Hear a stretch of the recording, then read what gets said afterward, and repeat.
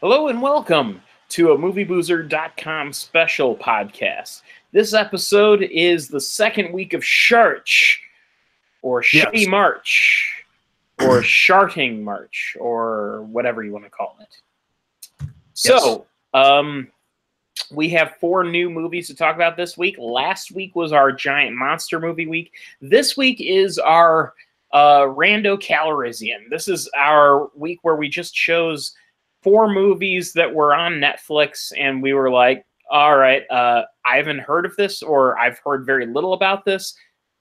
Let's see what the fuck it is. Yes, and I guess somehow we didn't think about this when we were picking these movies, like if we actually ended up with something that was good, which we didn't. But that occurred to me, like, we never even really did any sort of QA on the movies. Like, well, this looks like shit. So, and that was the idea of us just completely going in blind with these movies. I think you said you had heard a little bit about Corbin Nash, but not really that much, right? I had just seen it on Netflix earlier, and I was like, that looks like a vampire movie, and those are, well, not often very good. Yeah. So the 4 movies we watched was China Salesman, a 2017 film out of China, and then we watched Corbin Nash from 2018. Excuse me, suddenly hiccups coming in. And then a 2003 film called Son of Aladdin, and then a 2017 movie, Boone the Bounty Hunter. So we'll go ahead and start chronologically in terms of what we've seen with China Salesman. So China Salesman, I know you said that you were having trouble remembering much about the movie. Am I understanding that right? I mean, most of like the back half I kind of forgot, because I think I could say that this was probably my least favorite out of the bunch. I was so fucking bored during this movie. So China Salesman, I find it interesting because in my case, I didn't find the movie that boring as much as I found it fascinating how often the movie found new ways to fascinate me. And maybe it's because I was a political science major and this movie is hardcore Chinese propaganda. Maybe that stoked my interest a little bit more than maybe it did for you. That's just a guess, though. So with this movie, what basically the plot of the movie can be summed up really simple. There's this character in the movie who is a IT engineer who is going to a North African country of questionable. I mean, they never tell you what the country's name is. I don't think, do they? No, I don't believe so. Yeah. But anyway, he's there to basically the country is holding a competition to determine what company they're going to go with in terms of their technology to basically upgrade their cell phone networks. And that's something that sounds just yeah. And they're bidding against a French company, and the French company has hired a warlord and a general, an arms dealer and a general. Yeah, a warlord played by Mike Tyson named Kaba, and then Steven Seagal plays Louder, who is I guess basically a arms dealer / mercenary, and he's hired this French guy, evil French guy, hires for the purposes of this discussion, we're just going to refer to him as evil French guy. Because you can just tell, like, you the first moment you see him, he's like, that guy's trouble. Right. Evil French. He's got the suit and the slick back hair, and he looks angry all the time. He looks not unlike Ellis in Die Hard, and no one wants to be Ellis. He looks like a sickly Emil Hirsch. So basically, the thematic elements of this film are the French are evil. They fucked up in Africa, and they're doing nothing but working in their own self-interest. And China is here to be a bastion of progressiveness to help the countries heal and understand their that their civil war is meaningless, and the future is in supporting technology, and the future is in China instead of the West. Fuck the West. This movie's a fucking mess. Oh, it's a mess, and it's a thematic mess, but it's also really, really incendiary in terms of its political angles. First of all, there is a lengthy, probably 10-15 minute sequence in the film where the Chinese flag is highly highlighted as a means of pacifying a battle in progress and proving that we're here to save the day. And there's a lot of slow motion shots of the flag waving while the star of the movie, I think his name is Li Dongzhu or something like that, is trying to get that flag up there so that everyone sees and everyone knows, yeah, we're the good guys. It's just, the movie just goes everywhere. So early on in the movie, there's a very pointless but pretty funny fight scene between Mike Tyson and Steven Seagal, and we all know Steven Seagal hasn't really exerted himself in any way, shape, or form in the last decade or so. So there's lots of, he gets his ass kicked. He gets his ass kicked, but via lots of stunt doubles and obviously collapsible props and quick cut camera angles, and just a shit ton of overdubbed ADR, especially with Mike Tyson. Yeah, like it's very strange. Like Mike Tyson specifically, you can't see his lines don't sync up with his mouth in a way that feels like he was speaking them at that time. Like it feels like he got dubbed in later, even though he was speaking his English lines. Weirdly, Steven Seagal is the only English-speaking person in this movie who seems like he's actually speaking his own natural language. Yeah, exactly. And they fight, and then the lady, the French lady, is going to go with the salesman, the main character, to activate these cell towers, and then they get sidetracked by a tribe that's going to like kill this little girl or something, and then they just steal this fucking kid and drive off, and she's being nice to the main character, and then she's trying to sabotage him again. It's like, I don't have any idea what this lady is trying to do in this movie. So that sequence, I think, was trying to make a comment about female circumcision, which is still a common and unfortunate thing that happens in African nations, and a lot of countries in which it is an illegal practice. It still happens, when you get out into the sticks, and that's what I think it was trying to comment on. Maybe, but I'm more concerned about the motivations of this female character, because she's working against this guy because she's hired by the bad guys, and then she's working with him when has compassion for him, and only until she doesn't have to anymore.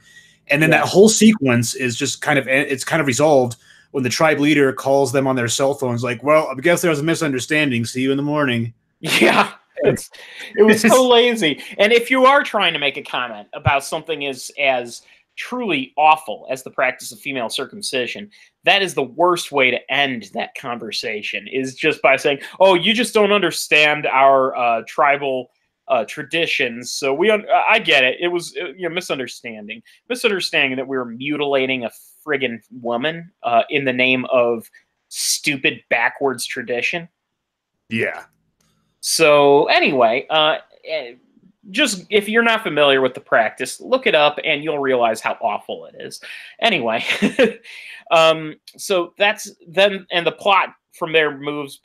You get a sequence not unlike Godfather 3, where all of the leaders of this country are gathered in one place, and then suddenly an attack happens and a bunch of people are fucking killed right in front of our star. Who, by the way, this actor Li Dongzhu, I hope I'm pronouncing that right. I'm terrible at this. Plays the character Yan Jing, and the dubbing that was done over his voice, the ADR, is it reminds me a lot of like YK Kim in Miami Connection, where it's clear that he's speaking his English dialogue phonetically, and he has no understanding of what he's actually saying. Yeah, definitely.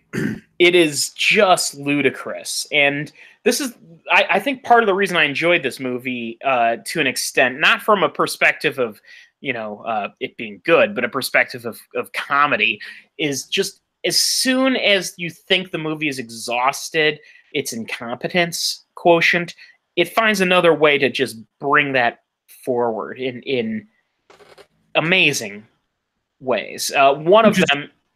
Sorry, go ahead. I was going to say, which is interesting because this director is clearly not himself incompetent, because I read a little bit of the trivia, and apparently getting both Seagal and Tyson into the movie was a logistical nightmare, especially because Mike Tyson hadn't really done any major acting before, besides little bits here and there. So I believe they shot the movie chronologically in order for Mike Tyson to kind of like get into his role better. And this director, by the way, this is his only film credit. Okay. Yeah. As writer and director. So he has no other credits before it, no credits after it. Hope he's okay. If you fuck up in China, things tend to go badly for you. So I'm honestly concerned about, because of this movie did very poorly in international box office. It was made on a $20 million budget, and it made a total of $1.5 million worldwide.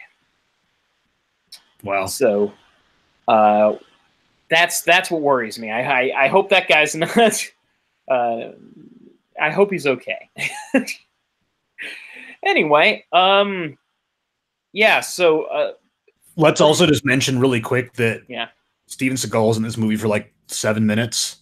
Yeah, he shows up here and there, and at first I thought this was going to be the first time he's been a true villain in a movie, but no, he has to make that turn towards the end where he sort of becomes the anti-hero. He was a full-on villain in The Perfect Weapon from a couple years ago. I never saw that one. Yeah, I think I mentioned that one to you before. Like, you should. It's got Johnny Messner, who kind of looks like Paul Walker.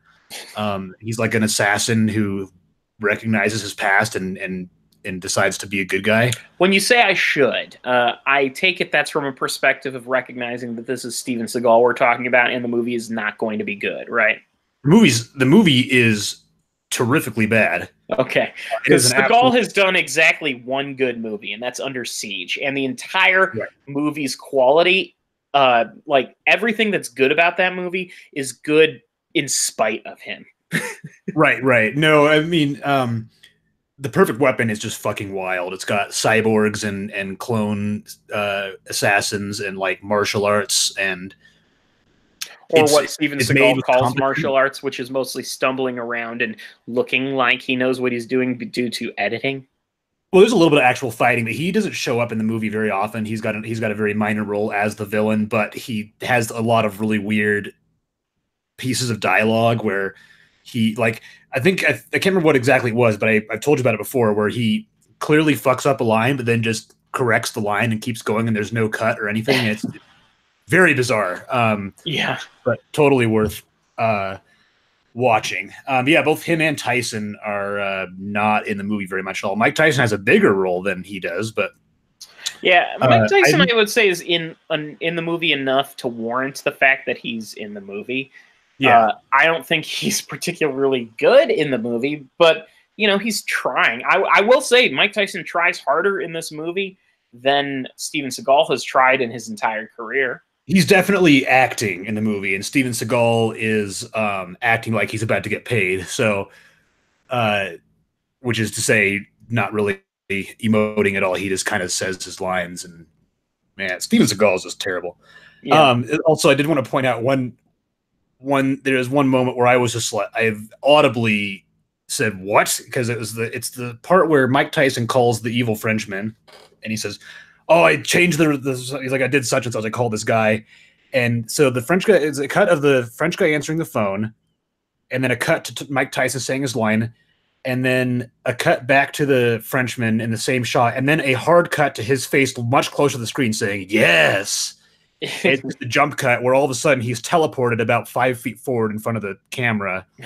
Like they cut out an entire section of dialogue. It is startling and unpleasant. This movie's 110 minutes long, and I wouldn't be surprised if there's over 2-hour cut out there that has 100%. More to it. There is so much missing from this movie. It jumps in time so often, and I have to say, again, speaking as a person with some background in political science, I can say that I really appreciated how completely manipulative this movie was in terms of the way it's pushing its pro-China, anti-Western agenda. Sometimes you watch these propaganda films and you just realize they nailed manipulation. And you get that feeling watching movies. Here's the thing. The Nazis didn't do very well in most places, but as filmmakers, they made the most beautifully manipulative movies where you're just like, I have to salute the fact that you went this far to do something so insidious and evil. Yeah. And China does that, but they do it in a much more evolved way in that they're not overt about what they're hating on. They slip it in there, and they slip it in there in ways that if you are a uneducated person living in Africa and you've seen this movie, you might actually buy into what this movie's trying to sell you. Mm-hmm. And that, as much as evil and awful as that is, I can't help but salute them for succeeding in just driving, that way. And that's the thing. It is truly, for those who don't know politically, China has been trying to get a foothold in Africa for the last probably 10, 15, probably closer to 15 or 20 years. And the reason is because there's so many resources in Africa, and there isn't any really powerful central government within any of the African nations that would be strong enough to stand up to them if they were to get a foothold in terms of industry. And the problem is Europe has, 200, 300 years of colonial experience ahead of them in the continent. And so they're trying to catch up at this point. And they're doing that by trying to slowly erode foundations. And this movie is one example of that. And, now that said, I'm also not for European colonialism in Africa. I'm for African, free market. I think that the countries there should be, in charge themselves.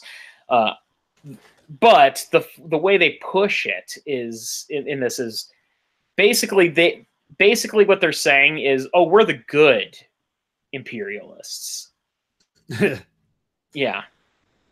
Anyway. You mentioned it's about a 110-minute movie, and I felt every last one of those minutes. You know what? I got the pacing. There's no pacing to this movie at all. There's no 3-act structure. It's just a series of things happening. Right. And so by the time the movie is it was like a third of the way through, and I was like, man, not much is happening, but I guess it's going to wrap up pretty soon. I scrolled down to the progress bar of the Netflix, and it's only been 40 minutes. I was like, God. I will say that there was a point in this movie where I felt like it was wrapping up, and then I realized that there was still 40 minutes to go in the movie, and there's a few of those. Yeah, I cried just a little bit. The pacing is not good, but that said, I found it entertaining for the most part, just because I found so many things in the movie to be fascinated by, and I want to examine this movie deeper. I want to just really dig into its political statements that it's trying to make. And without that background in political, imagine watching this without a background in political science and just I think that might be why you found it fascinating and I found it insufferable. And I understand that. Point is, it's a piece of shit. It's on Netflix, and I only recommend it if you really, really, really are looking for if you've exhausted your Steven Seagal quotient, you may as well see this movie. That's about as good of a review as I can give for it. So why don't we go ahead and move on to a movie that's even more forgettable than China Salesman? So much so that, Hawk, you were telling me you had trouble even remembering that this was a movie that we saw this week, which is Corbin Nash. Why don't you tell us about Corbin Nash? Corbin Nash. Oh, yeah, like I said, I did forget it was one of the ones we watched. I was going through the list and on my way home today, I was like, okay, we got this, this, and this. Like, what was that fourth one we watched? And I tried like hell to remember, and then it finally hit me. It's like Corbin Nash. It's a vampire movie about a cop who is resurrected and becomes a vampire, and that's more or less the plot of the movie. It's got a lot of those things that you expect to find in like a straight to Netflix movie in this era. One of which is previously famous actors having roles that were probably shot in a couple of days. In this movie, that person being Malcolm McDowell, who can you mention has been on the record as saying that he'll pretty much accept any kind of film role as long as the paycheck clears. And he basically is paid in this movie to, he's a blind guy. He sits on a bench in a couple scenes and he stands up in one of the scenes. And that's the extent of his role. And also to be the kind of the source of this mysterious expository dialogue. The main character of Corbin Nash is like this cop and they're looking for, I think there's prostitutes disappearing or something. And, not just prostitutes, but a lot of people. Just people in general. Okay, they're disappearing and they're tracking down the source, and then Corbin Nash gets attacked and by the two villains of the movie, one of whom is played by Corey Feldman, who is a transvestite vampire, very flamboyant transvestite vampire who is dating this other guy. And their introductory scene is him vamping it up in the mirror, no pun intended, kind of like Buffalo Bill in Silence of the Lambs, where he's like, oh, just kind of like Buffalo Bill. He straight up does the "I'd fuck me" line. Yeah, right. And then their introduction is that Corey Feldman's character bends a prostitute over the hood of a car and fucks her up the ass or whatever, while his boyfriend watches from inside the car masturbating, and then he kills the prostitute and sprays her blood on the windshield. Right. This is, first of all, this is probably, of all the movies we saw this week, this is the one that takes itself the most seriously. Yes, which was very off-putting. Like, this movie thinks that it is a very edgy horror drama action movie. This movie thinks that it's the first entry in what's going to be a long-running series.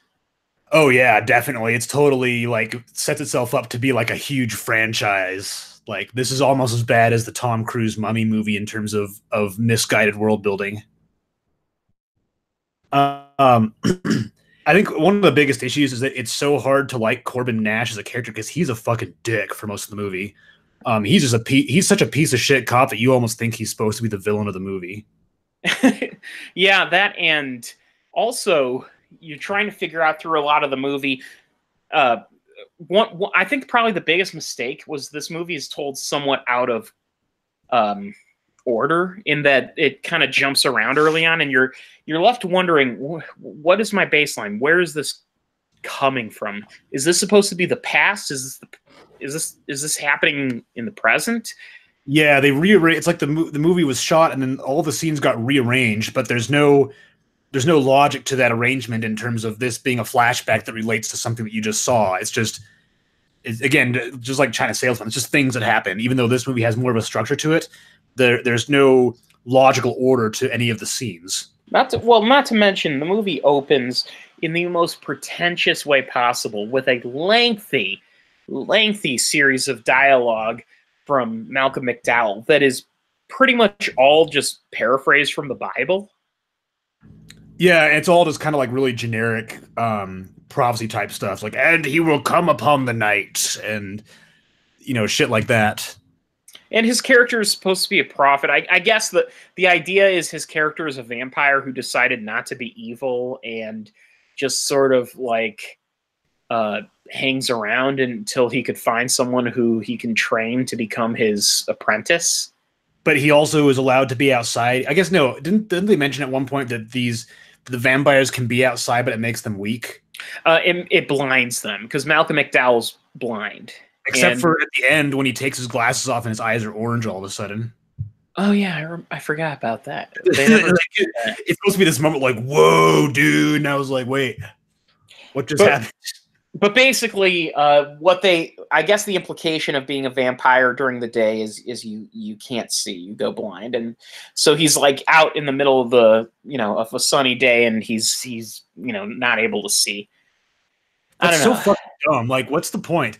That's like one of those things where like the writer is trying to focus on the wrong things. Like, there's got to be a reason that Malcolm McDowell's character is blind, and so they just come up with this bullshit rule about vampires walking outside. I mean, I guess it's better than them sparkling in the sunlight. Is it though? Is it? Yeah, I mean, a little bit. At least, I mean, sparkling is completely made up. At least you could argue that with the blindness that's a reason why a vampire wouldn't want to go outside, during the day, because he would go blind. Versus if they're sparkly, I mean. So what? They're sparkly. Whatever. I mean, where's the downside to this? Don't make me defend Twilight, please. I can't handle that. Are you inclined to? I am inclined to, because him just being blind and that's it is so bad. Okay, please tell me, what is the downside of sparkling in the sunlight? It's a thing for teenage girls to humanize the trope of vampires not being able to go out into the sun or something like that. I feel like there's a more compelling reason that I can't remember the author of Twilight, because so what is the reason? What would a vampire gain? From I get the whole idea of vampires is they're supposed to, they own the night. The night is sort of their thing, and they don't like to go out during the day because X. And in most cases, it's because it would kill them, which, of course, is the best argument for them not being able to go out during the day. But I would say that going blind is at least a little better than that of sparkling, because what is the downside to sparkling? I mean, worst comes to worst, someone says, "Oh, did someone sneeze glitter on you?" Yeah. I mean, although I will say the best downside is in, if you've ever seen Near Dark, where they just literally catch fucking fire in the sunlight. Yeah. That's the best one. If vampires are, of course, fictional, but I would imagine if you're a creature who can't go out during the day, that would be the reason why you wouldn't be able to come out. Okay, so I just Googled, why do vampires sparkle in Twilight? Stephanie Meyer says that the vampires in the series have stone cold and marble-like skin, which refracts the sunlight when it shines on them. And how is that not as dumb as they go blind? Because it's a fucking well thought out reason, where she actually is like, oh, the vampires have the skin like this, and how is this well thought out? Please explain. It's not well thought out. It's better thought out than a blind. Because the problem that I have with Malcolm McDowell being blind in this movie is he's blind. Who the fuck cares? He's a blind character. It happens all the time, especially if you were an elderly mentor of a protege that's going to hunt things. True. And they had to come up with a reason, because instead, they had to come up with a reason for it, and they didn't need one. I'll tell you what. Let's mediate this. Let's just say that both Twilight and this movie have very dumb ideas for their vampire characters. I think we can agree on that and move on. Yes, I'm sure we can. Trying to think of what else the other things about this movie. Oh, one thing that really started to get on me about this movie is that the main character is played by a British actor trying to play a New York character. So if you can imagine a man with a British accent trying like hell to have a New York accent, that's kind of what he sounds like. It's extremely odd. I can't even describe it. Does it take place in New York? No, it doesn't take place in New York, but the cop is a New York cop. He like transferred or something. I was gonna say it felt like LA to me, but I think it was LA, but he transferred from New York. But okay. In any case, the accent is garbage. So just for the hell of it, I pulled up the IMDb trivia page here. And the IMDb trivia page has a total of 4 items. One of them says, Corbin Nash was shot over a 15-day grueling period, mainly consisting of troublesome night shoots. Yeah, okay. Okay, I have to give them a little bit of credit for shooting at night, because that is really, really difficult. So here's the next one. Corey Feldman chose to stay in character for the entire duration of the shoot. Cast and crew alike had to refer to him as Queenie. He completely embodied the persona, never once breaking character on set. That's fucking horrifying. Something about the fact that it's Corey Feldman makes it worse. Yeah. Because, I mean, did you ever listen? I think I had you listen to a couple of the songs from his newish album, right? The Angel thing? Yeah, yeah. Where he's walking around his mansion. Yeah. Man, that is almost, if I didn't know any better, I would say that was pure bullshitting performance art, but it's Corey Feldman, and he appears to be very passionate and very invested in whatever he's trying to do with his music. So Dean S. Jager performed the voice of Drake, his arch enemy in the movie Corbin Nash. Did they have to say the movie Corbin Nash when the movie that they're talking about is Corbin Nash? And also, so Dean Jager, who is the Corbin Nash, played his own villain. The director, because there was the director and writer, and then there was the writer and actor. The director is Dean Jager. Ben Jager is the director. Okay. Oh, and one more. This is just beautiful IMDb trivia. Listen to this. Courtney Gaines and Corey Feldman both appeared in the movie The Burbs, 1989. That's my least favorite type of IMDb trivia. Like, even if when it's these two actors appeared in such a movie, that's fine. But then when the IMDb trivia is like, oh, this actor was in this movie with this actor, but that actor was also in that movie, which came out the same year as this actor that this guy was in, and it's like, okay, who cares? Yeah, pretty much anyone can invent. That's really trivia. That's 6 degrees of Kevin Bacon. Yeah. So I don't have much else to say about Corbin Nash. It was just kind of forgettable. I liked. There's one part that I kind of liked where, like, I guess for no reason whatsoever, Corbin, all these humans that have been captured are being forced to fight to the death in this wrestling ring. Yeah. Corbin Nash wins a match. He kind of appears. He squints off into the darkness, and you see a little bit of the fog clearing, and you see a whole bunch of little vampire eyes. It's like, ooh, that's cool. I wonder if they're gonna run in and fight him. It's like, no, it's just a CG effect. I did like that shot, though. I mean, there's a couple of things where I feel like this movie had some sort of a vision, and then they kind of just gave up when it got a little too hard. That's kind of the sense I got from this movie, is that at one point there may have been some passion, but it got lost somewhere through production, and the movie just kind of crawled past the finish line at that point. But again, not a good movie. This category was painful. These 4 movies. Oh yeah. And speaking of painful, Son of Aladdin. My favorite out of the 4. Oh yeah. Well, it was enjoyable because of how incompetent it was in its own way. And what I love is the Wikipedia page, the last sentence here of the Wikipedia entry for Son of Aladdin. The film was released as Mustafa and the Magician in Los Angeles and was submitted for consideration for Academy Award Feature Film Oscar.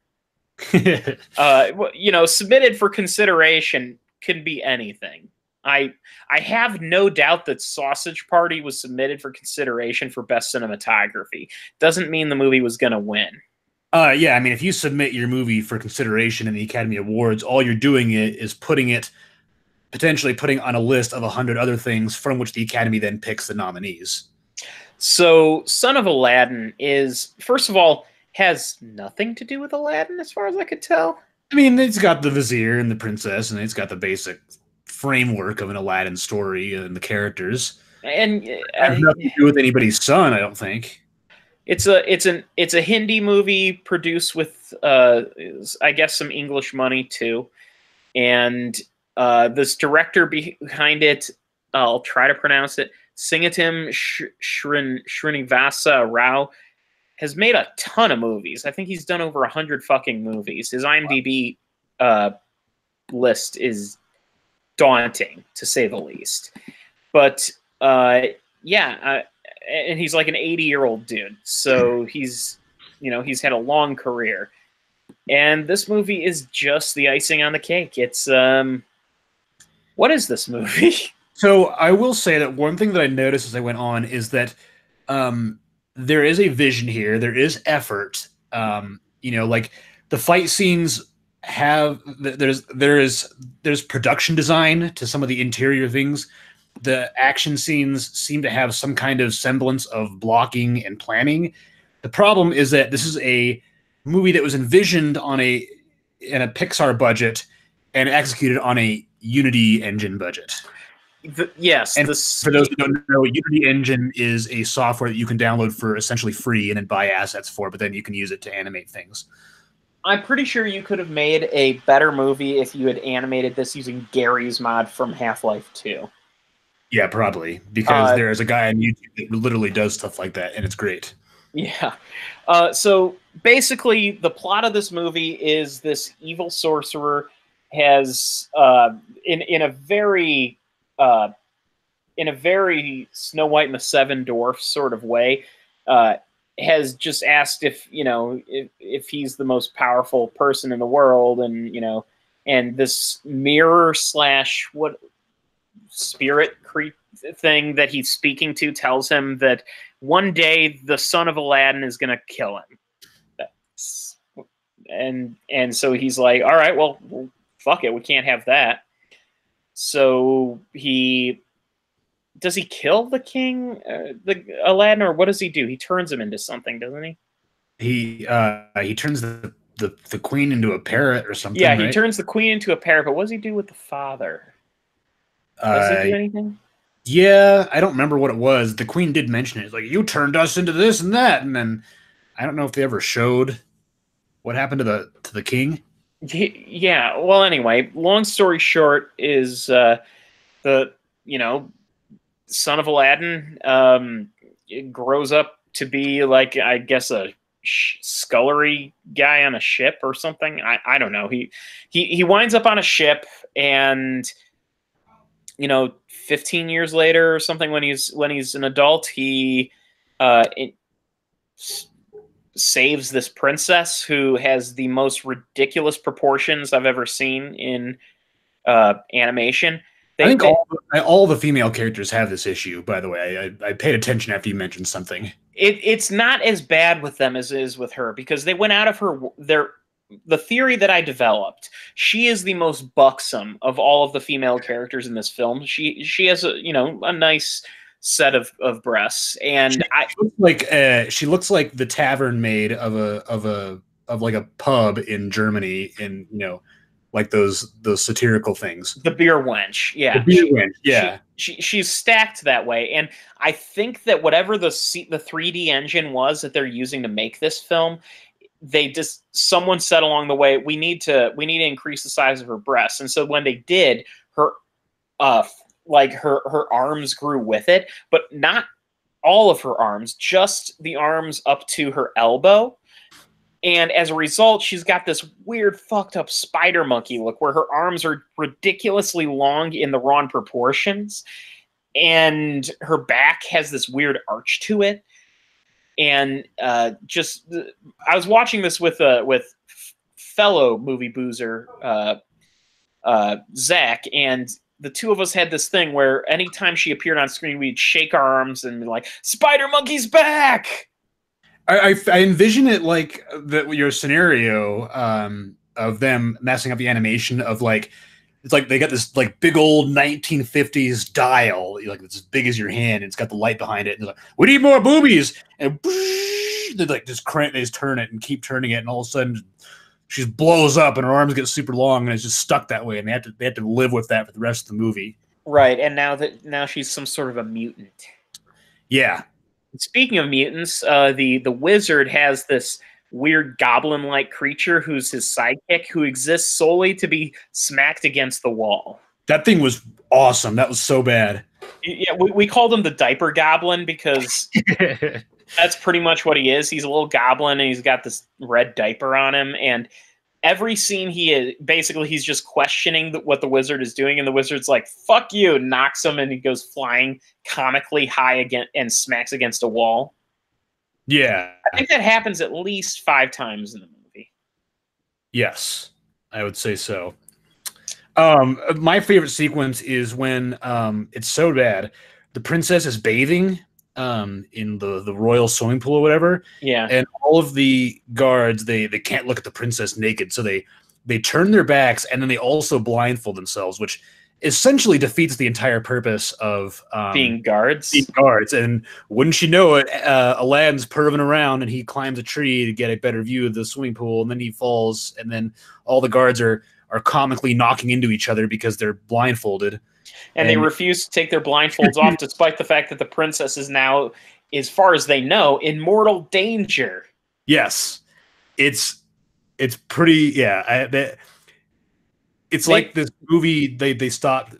They stuck with anything that they had to go with. You know, like the blindfolds, and someone's like, "Wouldn't it make more sense if they took?" No, the guards wear blindfolds in this scene. God damn it! And we had to keep it that way. And it's like they weren't able to walk back any decisions they made, and they just had to live with them and then keep the movie going somehow. It's almost like a stream of consciousness experiment in narration.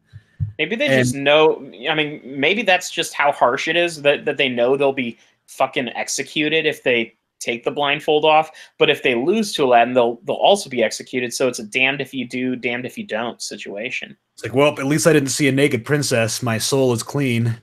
Yeah. Although, arguably, seeing that mutant princess that wouldn't help anyone.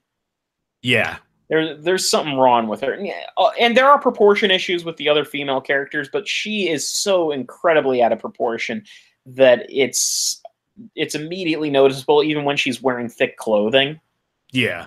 So, yeah.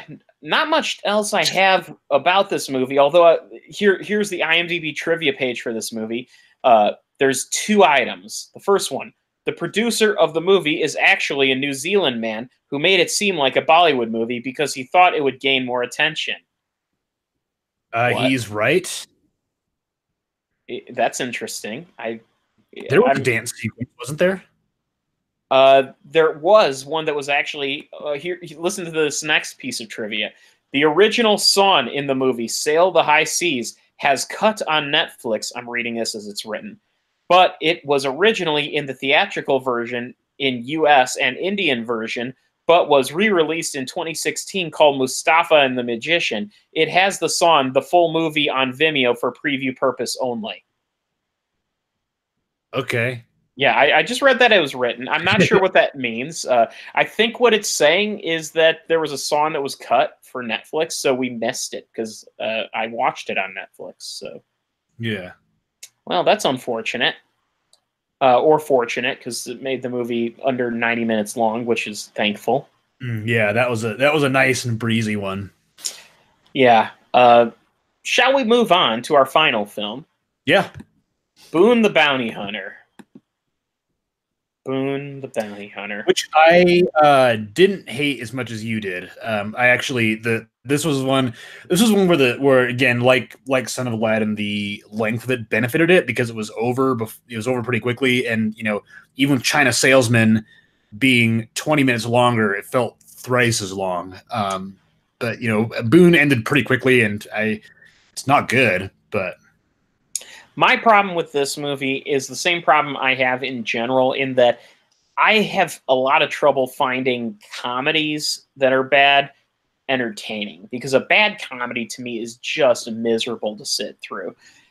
And the worst part of this movie is it starts off like a mockumentary, like they're trying to do something at least somewhat inventive, and then suddenly it just turns into a straight narrative, and you realize before long, wait a second, was there supposed to be a joke in the last 5 minutes? Because there was no joke.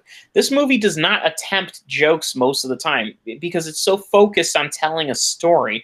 And the story it's telling is so dull and so uninteresting. I just don't get why this movie was made. The joke at the beginning of the movie is, haha, we're hunting down Kevin Sorbo. Isn't that great? Which it's not. Because Kevin Sorbo's a dick and he deserves to be tackled. I think it's the humor in that scene. Well, the thing is, this movie, I think the biggest problem with this movie is its entire the entire joke of this is it's Dog the Bounty Hunter, but it's not. It's Boone. It's Dog the Bounty Hunter with parkour. Right. So the storyline is that they're doing a TV show and their ratings are down, and so in order to keep their ratings back up, they decided to put on a real case, and the real case is this like shithead hedge fund, like 20-year-old kid who has a special strain of coke that a prostitute snorted and then she died. And that's that they're going to take him down and get better ratings. Which is loosely based on the fact that Dog the Bounty Hunter first came to fame because he illegally entered Mexico and brought someone to the U.S. from Mexico. I believe so. I think it's very loosely based on that. Yeah, that's kind of the story too. My favorite thing about this movie is that this awful, like, shitty villain, like he looks like an asshole. He's got a lot of money and he has prostitutes and cocaine. That's Jonathan Lipnicki, the little kid from Jerry Maguire and the Little Vampire.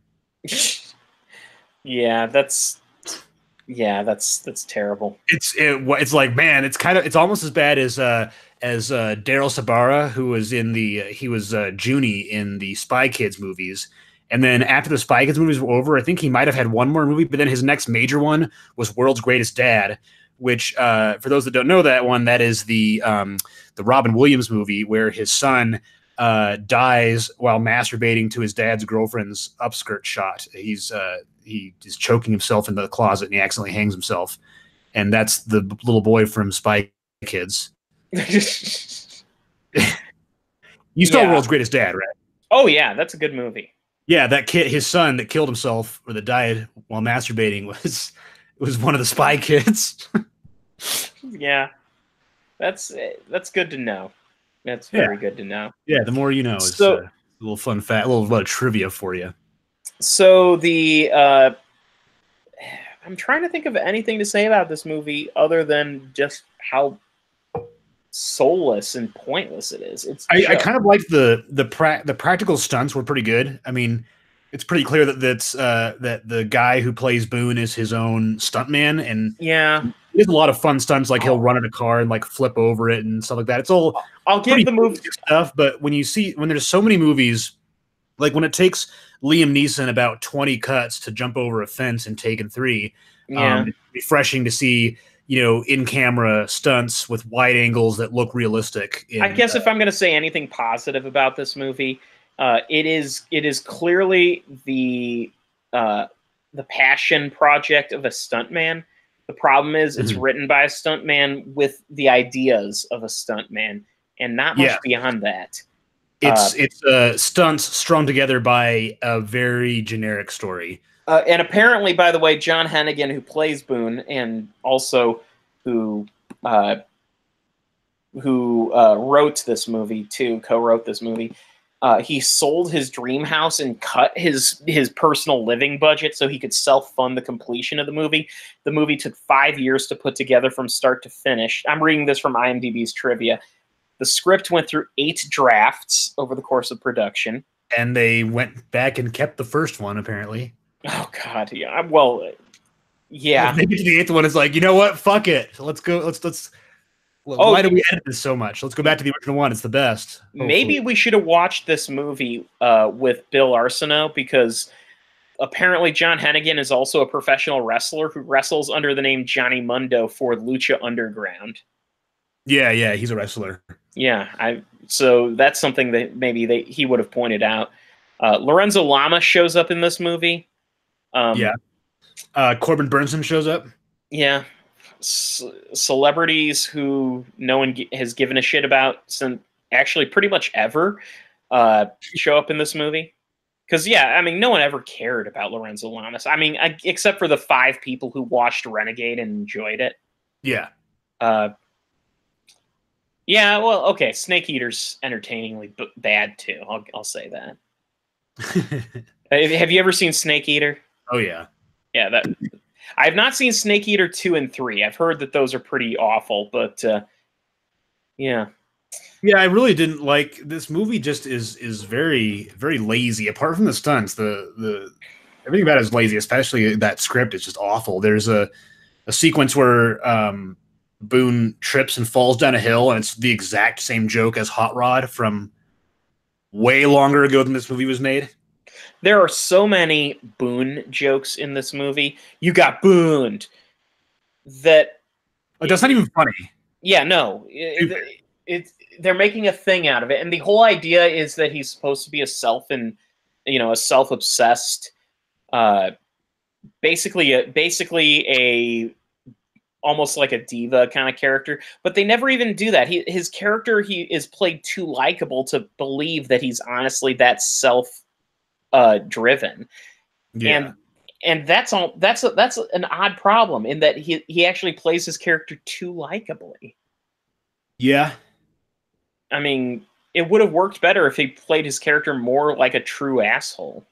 Yeah, he's just kind of he in this movie he's a little up his own ass, but at the end of the day he cares about his friends. Right, you never for a moment doubted that. And I think if you're going to make it convincing that his character is, because his friends are tired of his hijinks and his self-serving ways, I don't think they'd ever fully sell you on that. And I think that the way they would have done that would be by making it so that he's a true asshole and from the beginning, and they just don't.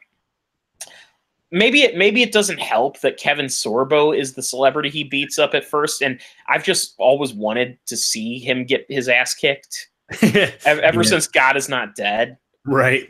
Yeah, he's needed a punch in his goddamn mouth for a long time. And that's speaking as someone who probably has needed one myself, but no, let me just say Kevin Sorbo for appearing in God's Not Dead deserves it more than a lot of people. Yeah, he's just also not a very nice guy. I don't know much about him as a person. I can't judge that. Yeah. But I can't either. I mean that I will say that was the funniest part of the movie when they were chasing Kevin Sorbo. It's also the part of the movie where there was clever editing because they had the whole mockumentary aspect to it. They toss the camera to the roof and keep carrying it all in one shot, like that kind of thing. If the entire movie was done in that style, it would have at least given more dynamics to the movie and made it flow a little better. Of course, then they couldn't show the villain and doing his R-rated things. Yeah. But of course, they could have come up with a better way of doing that too. See, what I think would have worked is if they had kept the mockumentary aspect to it, and then just like the point where the movie would have turned would be like he's trying to confront the main villain, and then the main villain does something super fucked up, and like everyone around him, like the cameraman and everything, and Boone just start panicking like little bitches. Mm-hmm. That would have been interesting. And that's when they realize shit's getting real. Yeah, that's when they realize that their celebrity existence of being, Hollywood bounty hunters suddenly gets shaken to its core. Yeah, that's good. Yeah. I just made that shit up off the top of my head, and it's already sounding way better than this movie does.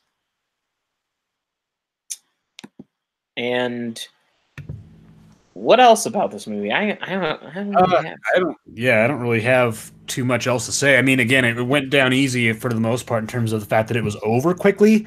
I guess my thing is that it wasn't funny, but it's kind of like, it's like comedies aren't funny sometimes. That's the thing. When a comedy fails to make me laugh, that I take more seriously than a drama that is just there. Because in the case of a comedy, there's a specific emotion that is supposed to be pushing all the time. And if it doesn't do that, then it's failed in the one thing that it's supposed to do. But a comedy is also subjective, but at the same time, I'm not really sure how anybody could find this that funny. Like even if that was my style of humor and I would find some of the jokes amusing, I can't even imagine myself or anybody being more than amused by this movie. And that's why it's directly on Netflix and no one gives a shit. Yeah. In fact, I didn't find it on Netflix. I had to go to Amazon Prime. What was that? I didn't find it on Netflix. I had to go to Prime.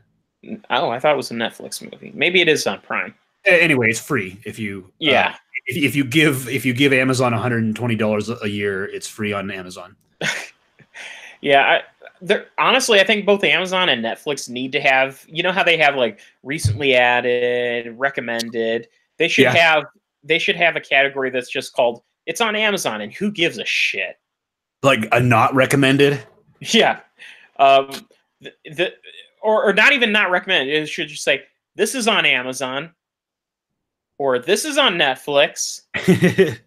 Yeah, so that's yeah. Next week is Nicolas Cage week, and I won't get into any details. I've already started watching the movies, but we're going to be watching 211, Zandali, The Humanity Bureau, and Dog Eat Dog. Yes. Which I don't know anything about most of these movies. So this is going to be interesting. Dog was directed by Paul Schrader and suffered from heavy studio interference to the point where Paul Schrader does not speak of it. Yes, and I know that Zandali is the oldest movie we're probably going to be talking about. That we are going to be talking about. Only thing I know about Zandali is that one like supercut scene that they always show in Nicolas Cage losing his shit supercuts of him slathering himself in paint and crying. Oh, that's that one? Yes. Nice. So we'll find out what that's about. Probably nothing. Yeah, who knows? It's probably just going to be one of those. This is one of those scenes that Nicolas Cage does. Hopefully, it's not a thing where that's literally the only thing about the movie worth seeing. But I won't get into 211 yet, other than to say that it was there watchable. It was watchable enough. And yeah, I'll probably watch that tonight. Yeah, looking forward to your thoughts on it. All right. Well, thanks for joining us on this episode, and we'll see you with Nicolas Cage next week. Yep. Yeah.